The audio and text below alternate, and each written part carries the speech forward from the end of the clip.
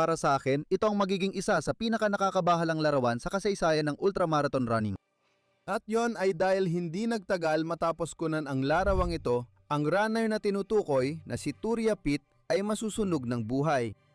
Sa loob ng mahigit 4 na oras, si Turia ay nakahiga sa isang bukas na parang sa mga kapatagan ng Australia habang walang awang tinatamaan ng araw ang kanyang matitinding paso, naghihintay na may makakita at magligtas sa kanya mula sa bangungot na ito.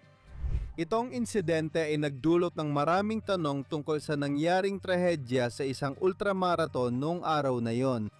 Masakit para sa akin. Nakakabahala ito sa akin at sa totoo lang, nakakagalit ito sa akin. Pag-usapan natin ang malungkot na kwento ni Turia Pitt. Misyon kong maabot ng channel na ito ang 25,000 subscribers. Kaya paki-subscribe kung hindi mo pa nagagawa. Noong 2011, si Turia Pitt, 24 na taong gulang na mahilig sa fitness at ultra-marathon runner, ay sumali sa 100 kilometro na ultramarathon sa Kimberley, West Australia.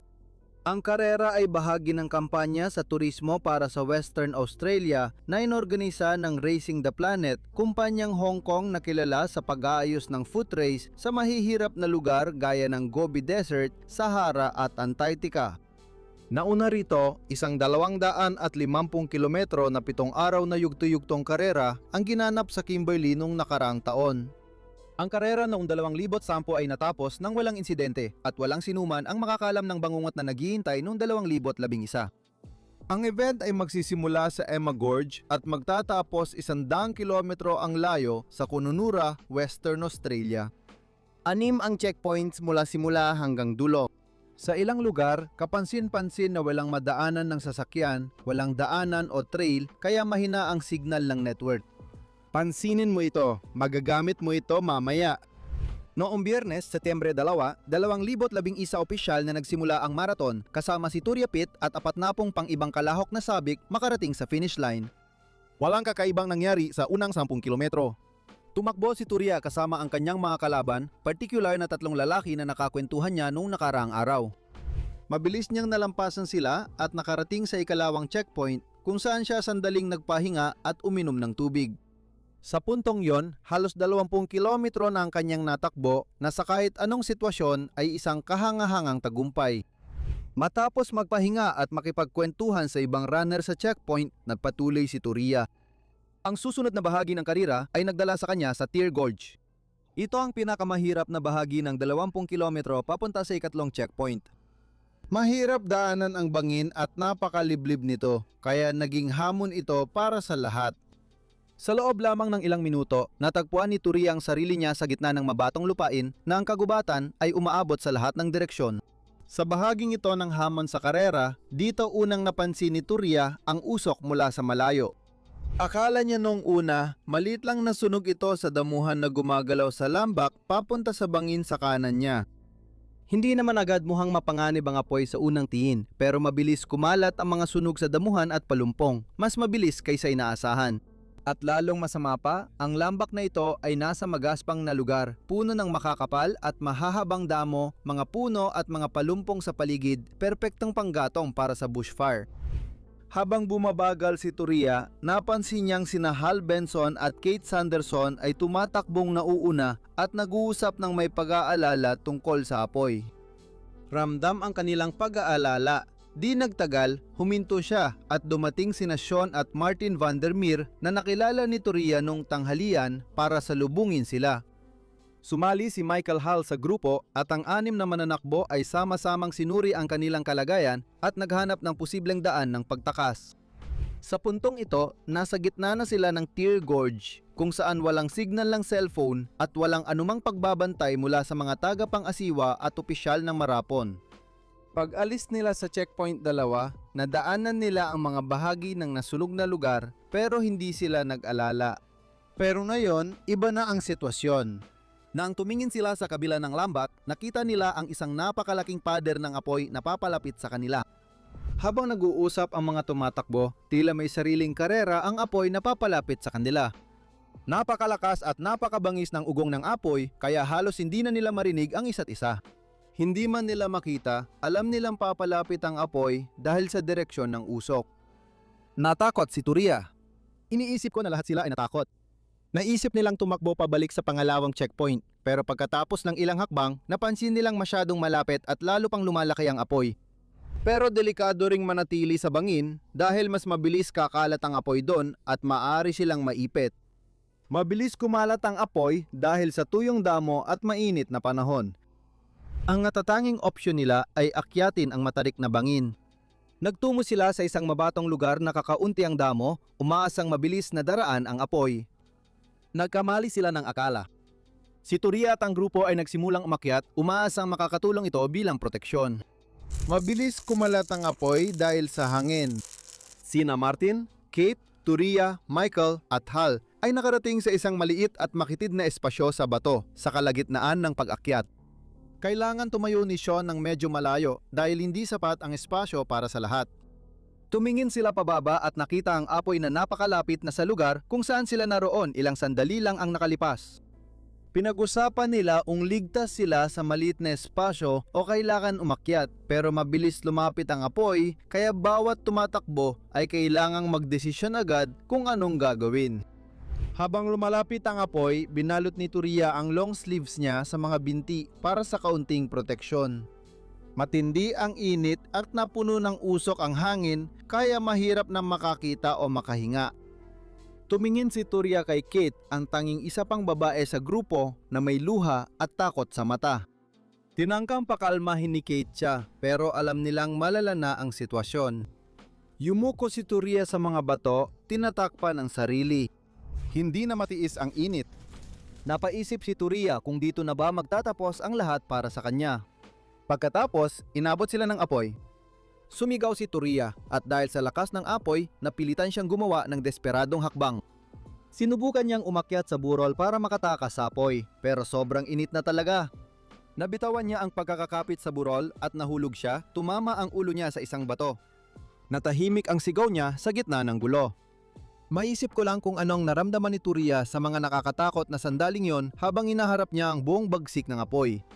Dumampi ang apoy sa kanyang balat sa buong katawan, sa kanyang likod, mga binti at muka. Tiyak na matindi ang sakit na naramdaman niya, lampasan na iisip natin. Sa mga nakakatakot na sandaling iyon na napapaligiran ng apoy, nilalabanan niya ang lahat para mabuhay. Sobrang sakit at nakakatakot yon.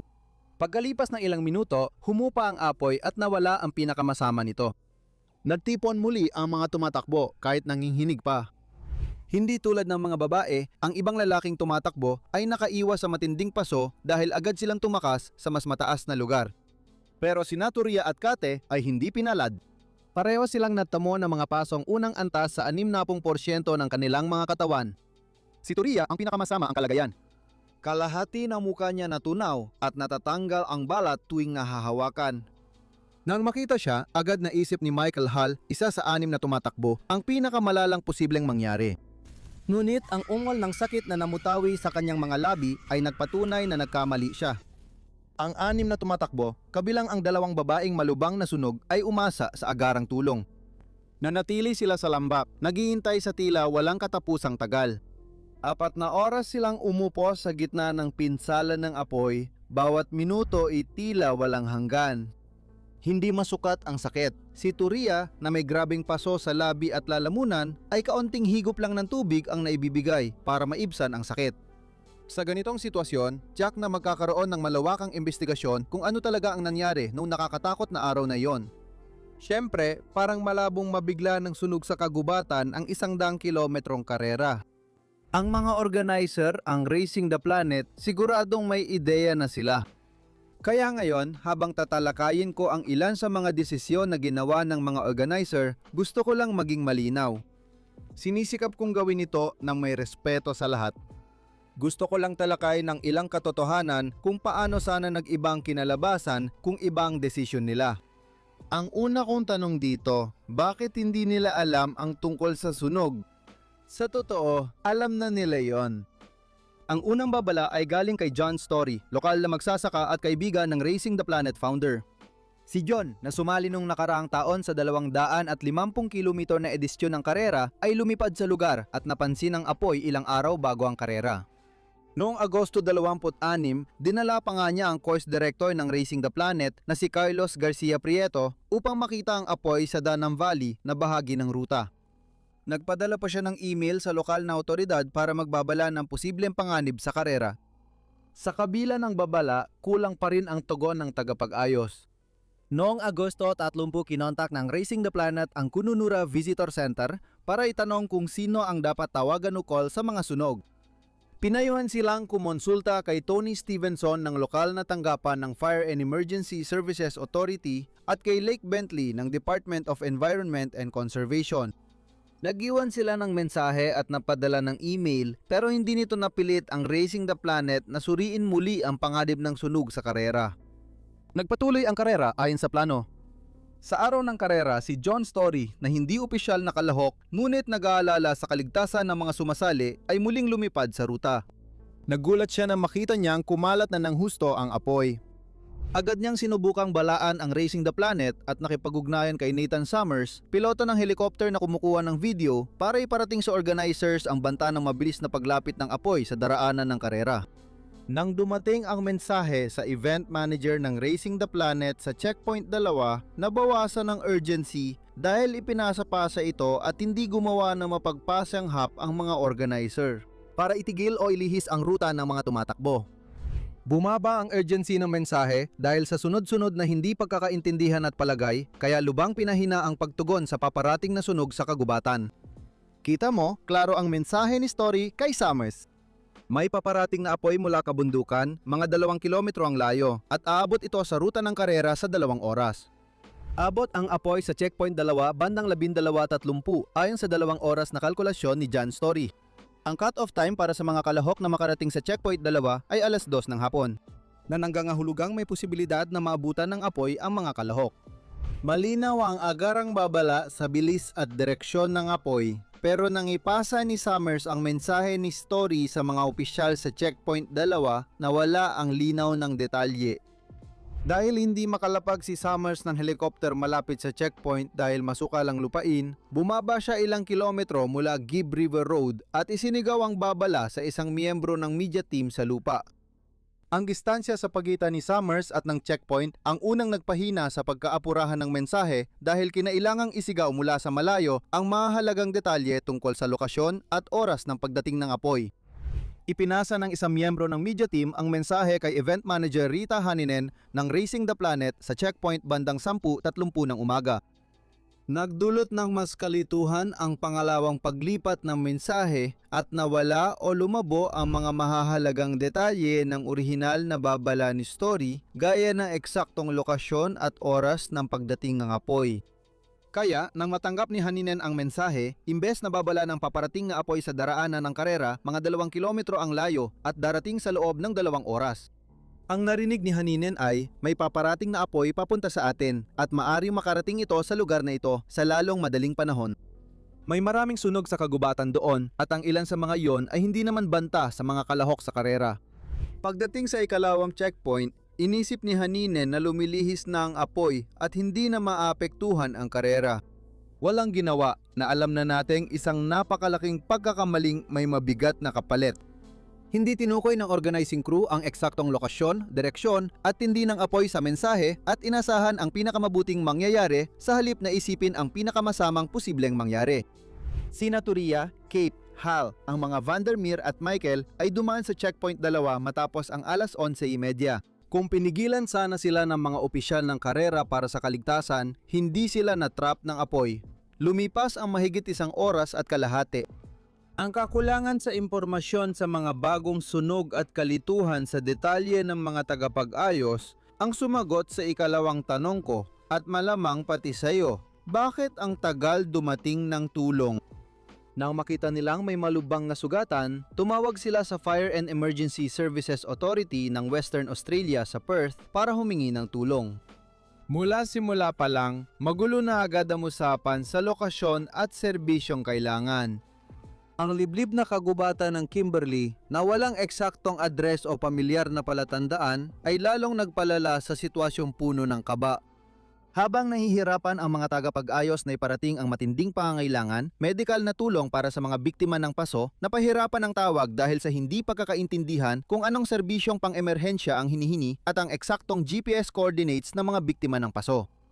Sa wakas, matapos ang 4 na oras ng matinding paghihirap na tiyak ay parang walang hanggan, dumating ang tulong para sa 6 na naipit na runner. Pinamalas ni Piloto Paul Cripps ang kabayanihan nang iligtas niya ang mga tao sa pamamagitan ng pagpalutang ng helikopter at pagpatong ng isang skid nito sa makitid na gilid ng bangin habang nililikas. Ang kanyang galing sa pagpapalipad, eksaktong galaw at bilis mag-isip ang dahilan ng pagkakaligtas ni Turia Pitt at Kate Sanderson. Kung di niya tinanggap ang panganib, siguradong namatay ang dalawang babae. Dinala agad si Turia upang mabigyan ng atensyong medikal. Ang rescue team na naunawaan ang agarang pangangailangan dahil sa kanyang mga sugat ay kumilos agad upang matiyak na makakatanggap siya ng kinakailangang pag-aalaga sa lalong madaling panahon. Marami ang nagakala na hindi na siya makakaligtas. Idineklara pa siyang patay, hindi lang 1 beses o 2 beses, kundi 3 beses habang nililipat siya. Mahigit 1 buwan siyang nasa koma na dulot ng gamot. Nawalan si Turia Pitt ng lahat ng daliri sa kanang kamay at 2 sa kaliwa. 6 na buwan siyang na ospital at sumailalim sa mahigit sa 200 operasyon sa loob ng 2 taon. Milyon-milyong dolyar din ang ginastos niya para gumaling. Ngayon, magiging lubos akong tapat. Wala akong alam kahit kaunti tungkol sa pag-oorganisa ng mga marathon na kompetisyon. Hindi ako magpapanggap na alam ko. Kaya kung may sinuman sa mga komento na may alam, baka pwede mo akong tulungan dito. Pero kahit ganon, alam mong ang pag-oorganisa ng marathon sa liblib at mahirap na lugar ay kailangan ng masusing pagtatasa ng panganib at plano ng paghahanda sa emerhensya. Tama? Hindi ba dapat masuri ang ruta, may mga sistema ng komunikasyon para sa emerhensya, o maging mga satellite phone na ipamamahagi sa mga tauhang may mahalagang tungkulin? Lohikal na, kung may karerang dumadaan sa malalayong at delikadong lugar, dapat may protocol ang organizers para mabilis makarespond sa anumang sitwasyon. Nakakagulat lang para sa akin na kahit alam na may panganib ng mga sunog sa kagubatan sa lugar, mukhang wala yatang matibay na plano para harapin ang ganitong inaasahang banta. Alam naman nila, hindi bihira ang mga sunog sa kagubatan sa mga lugar na yon. Uulitin ko, di ako eksperto sa pag-organisa ng marathon, pero nakakagulat talaga tong part na to. Kung isipin mo ang laki ng trahedyang ito, mapapaisip ka sa mga dapat na checks and balances na inilagay nila. Wala bang nakahandang plano para sa mga natural na sakuna? Nakakalungkot na sana na iwasan ito. Ngayon, mas gamit na ng mga marathon runner, lalo na sa ultra marathons sa liblib na lugar gaya ng Kimberley sa Australia, ang makabagong teknolohiya para sa nabigasyon at kaligtasan. Palagi silang gumagamit ng mga app at device na may GPS tracking kahit walang cellphone signal. Pinapapayagan ng mga app na ito ang mga runner at organizer na subaybayan ang ruta, distansa, oras, bilis at tibok ng puso sa marathon. Noong 2011, hindi pa laganap ang teknolohiyang ito o hindi pa ito mahalagang bahagi ng estratehiya sa kaligtasan ng karera. Kahit na may mga GPS device na noon, mukhang kulang ang pagbibigay diin sa paggamit ng teknolohiyang ito para mapabuti ang kaligtasan ng mga runner. Nakakalungkot, nakakainis. At para sa akin, parang lahat ng posibleng magkamali sa sitwasyong ito ay nangyari nga. Based sa mRNA na ikwento ko, baka isipin nyo na hindi natatakbo si Turia Pitt at walang masisisi sa kanya matapos ang napakasamang karanasang muntik kumitil sa buhay niya. Pero hindi, isa siyang inspirasyonal na babae at mananakbo. Si Turia ay kalahok ka rin sa mga ultra marathon at matapos gumaling, sumali at nanalo sa maraming paligsahan sa pagtakbo kabilang ang Ironman Challenge ng Australia noong 2016. Isa siyang may akda, business coach at nagtuturo ng pagtakbo sa kabataang babae. Nagsampa ng kaso si Turia Pitt sa Supreme Court laban sa Racing the Planet at noong Mayo 2014 nagkaroon ng kasunduang labas ng korte na nagkakahalaga ng 10 milyong Australian dollars. Lubos ang aking pakikiramay sa matapang na si Turia Pitt at sa kanyang mapagmahal na pamilya. Salamat sa panonood. Marami akong bagong subscriber kamakailan at talagang pinahahalagahan ko kayong lahat. Kung gusto niyo pa ng mga kwento na tulad nito, pakipindot na lang ang subscribe button at magkikita tayo sa susunod na video.